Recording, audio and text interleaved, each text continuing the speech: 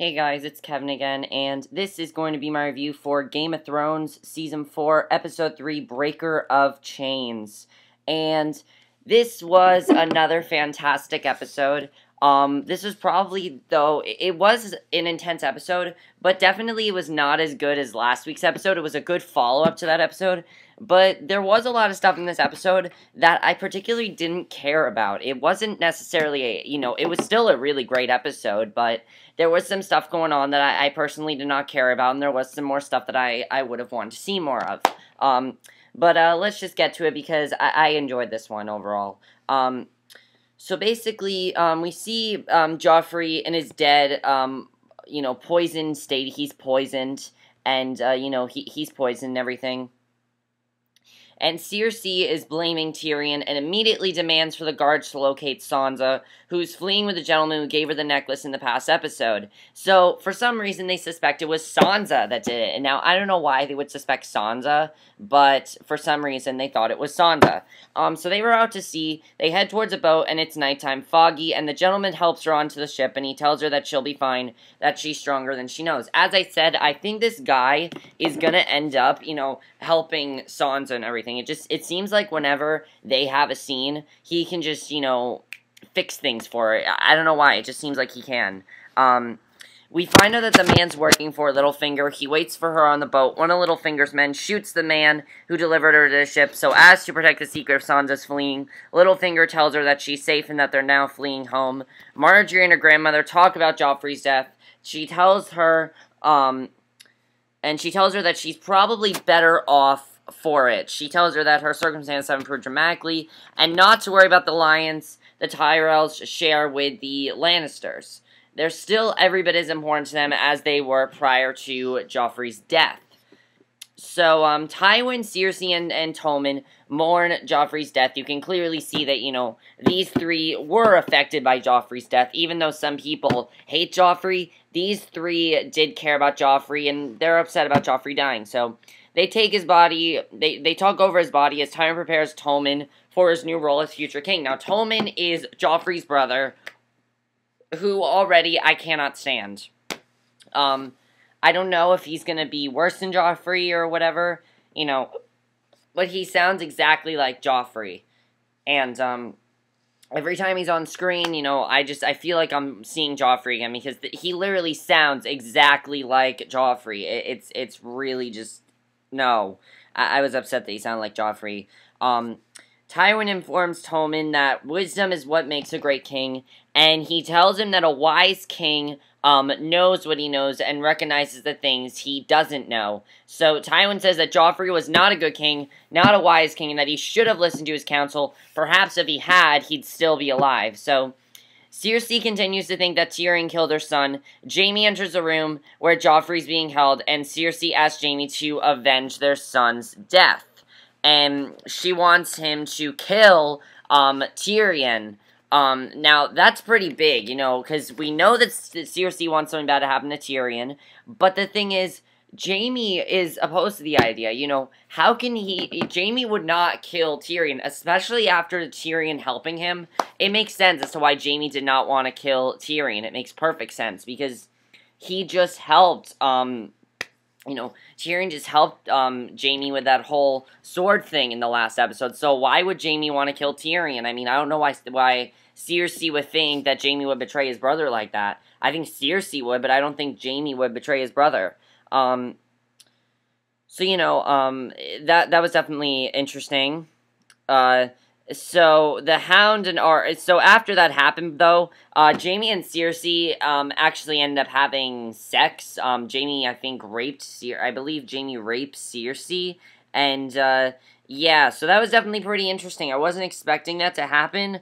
I wasn't expecting that to happen, but that's all we saw of Jaime and Cersei after that. But they had, like, a funeral for him and everything. They had a funeral for Joffrey, and I honestly I did not care about that, because I hated Joffrey as a character. I did not want to see his funeral, and that's all that happened there. So then the Hound and Arya are on the road, perhaps journeying towards a place known as Fairmarket, because, as we know, Arya and the Hound, they left together. We don't know where they went, or, where they left, and they left together. and, you know, because the Hound's all that Arya has left, and where they went was this place called Fair Market. And the Hound can't be sure because he doesn't have a map. They don't really know where they are. And some travelers notice the Hound and Arya on the side of the road. So they offer them a place to stay and a nice hot meal and rabbit stew. And the man tries to get the Hound and Arya to stay at their place until the new moon to help with the harvest. The man says he'll offer fair wages for fair work, and the Hound agrees. Later, the Hound steals the people's silver and goes on his way. And Arya is very distraught that he stole from those nice, sweet farmers. She's really upset because he just stole from farmers. They didn't do anything bad to them, so she just doesn't understand why he would do something like that. But, you know, she can't persuade him to do the right thing, and they go down the road. So, on the wall, Sam worries for Gilly's safety. Honestly, you know, I thought that was interesting, but there wasn't, you know, I didn't care so much about that. Stannis tries to figure out how he's going to win the throne, He admits that he won't become another page in someone else's history book. Sir Davos and him contemplate the future and fear they're running out of time, and without any gold, well, they'll need to think of a plan fast, and the Red Woman's magic and visions and prophecies might help, but Sir Davos says he's never heard of such winning wars.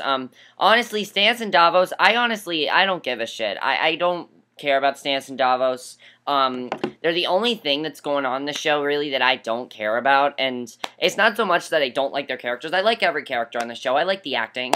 It's just, I don't really care what's going on with, their whole storyline. But yeah, that's what happened with Stannis and Davos. So Sam takes Gilly and her baby boy to a brothel, where he thinks she'll be safe, and of course he's not saying she should be a prostitute. He strikes a deal with a woman in charge of the house that Gilly will cook, clean, and watch after the other woman's, babies. So Gilly doesn't want Sam to leave her, and he does insist she'll be safer than with him.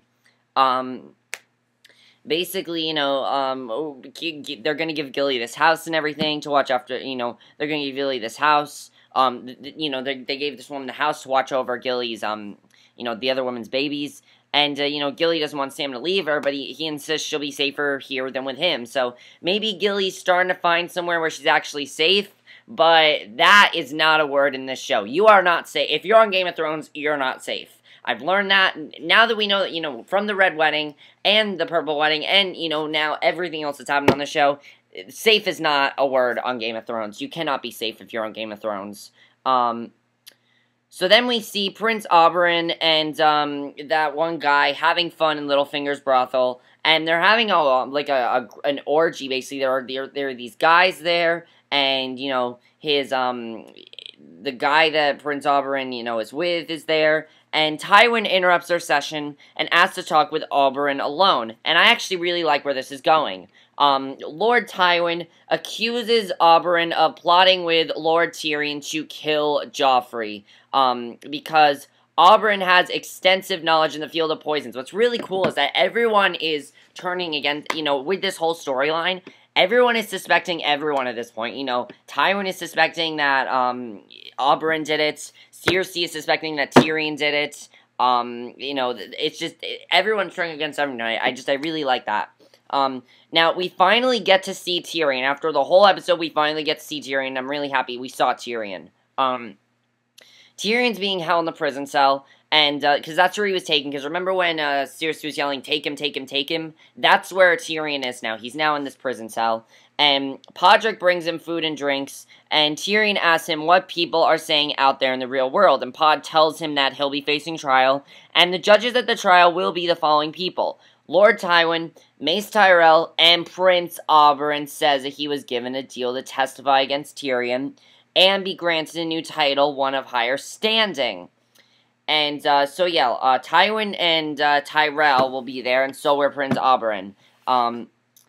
Basically, Tyrion says that he won't have his best, most loyal squire getting wrapped up in this mess, and urges him to get out of King's Landing before it's too late, because Podrick was a faithful subject and didn't take the deal. It's definitely gonna be interesting to see what happens with Tyrion. I don't think Tyrion's gonna die or anything, but that's all we saw of Tyrion after that. So then the Wildlings and Ygritte Again, Ygritte is still pissed at Jon Snow for what she did, but because of that happening, Ygritte is she's attacking all these people now. She's attacking a small camp. They're heading toward the wall, toward Castle Black, and on the wall, everyone says that the wall must be defended.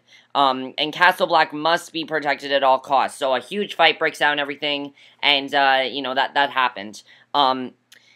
And then the last thing we see is Daenerys. And Daenerys and her army march toward, Marion, however you pronounce it, wherever they went, and she intends to free the slaves there as well, because again, she just wants to free all the slaves, and that's what they do. It ends before the slaves rise up against their masters. So, there's a huge fight between the slaves and their masters, and, that's how the episode ends, basically. And, that was pretty much the episode. Yeah, so not too much happened in this episode. I feel like, there was stuff going on this episode, and there is a lot of stuff that I liked, but I definitely did not like this episode as much as the first two episodes. The first two episodes were really, really good, and this episode was good too. I'm not saying it was bad or anything. It was really, really good, because it's Game of Thrones. Game of Thrones just can't have a bad episode. But just this episode just was not it wasn't the best. Definitely not the strongest Game of Thrones episode by any means. However, there was a lot of interesting stuff going on. Some of the stuff I really like in this episode, is everyone basically going against each other. Cersei is expecting Jaime to kill Tyrion. The question is, will Jaime actually do it? I don't know if Jaime will go through with it. I really hope he doesn't, because if Jaime goes after Tyrion, I have a feeling it's going to be Tyrion versus Jaime, and I don't know, that'd be really awesome if it was Tyrion versus Jaime, but at the same time, I don't want that to happen. I don't know why, I don't want them to, turn against each other. I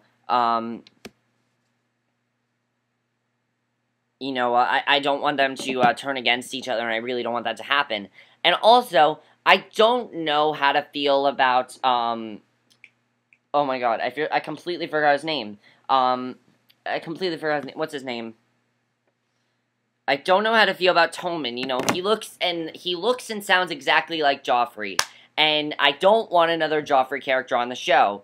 And, I mean, the guy who's playing him is still a great actor, but I just don't want another Joffrey character on the show, because I've already had enough of Joffrey, so I just don't want another Joffrey character. And the other thing I'm wondering, about it is what's happening with Prince Oberyn. He wants to make this deal now with Tywin. He wants to make that deal about what's going to happen about the fate of Tyrion, basically. So the fate of Tyrion kind of lies in Tywin's hands, because Oberyn has, and Lord Tywin thinks it's Prince Oberyn that killed Joffrey. So I don't know what's happening there. Why do I kind of have this feeling that Tywin was the one that killed Joffrey, though? I don't know. I personally don't know who killed Joffrey. I don't think we're gonna find out till for a while.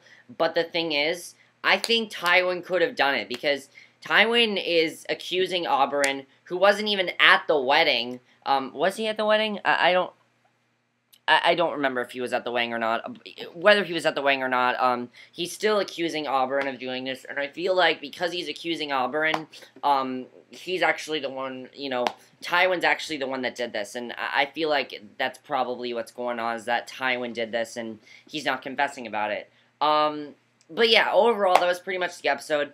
Not too much happening in this episode. There was stuff happening. Also, I like the stuff with Arya in the episode. I kind of like that. I'm wondering what's going to happen there. If she's going to be able to persuade the Hound to do the right thing. I have a feeling she's eventually going to get tired of it. She's eventually going to get tired of it, and, I'm wondering what's going to happen there. I don't know if, I have a feeling that, would Arya actually kill the Hound? I don't know. She could do it, but she's definitely getting sick of him. We can definitely see that happening. Also, Sansa, that one guy, I still think he's going to be able to, save Sansa and everything. Wondering what's going to happen there. And, also the wall, Castle Black must be protected. I don't know what's going to happen there, but we'll have to see. But that's it for my review. I hope you enjoyed it. Again, a pretty, not too much happening in this episode. Other than the Tyrion stuff. Again, it definitely was not my favorite episode or anything. I enjoyed the episode overall. It still was a really good episode, but it was not my favorite episode. That's it for my review. I hope you enjoyed it, and I'll see you guys in my next video, which will be my review for Turn. So, see you then. And also, check out my live stream with Kate and the Plants. We will be doing a live stream on Game of Thrones tomorrow, so definitely check that out. So I'll see you guys in the next video. Okay, bye.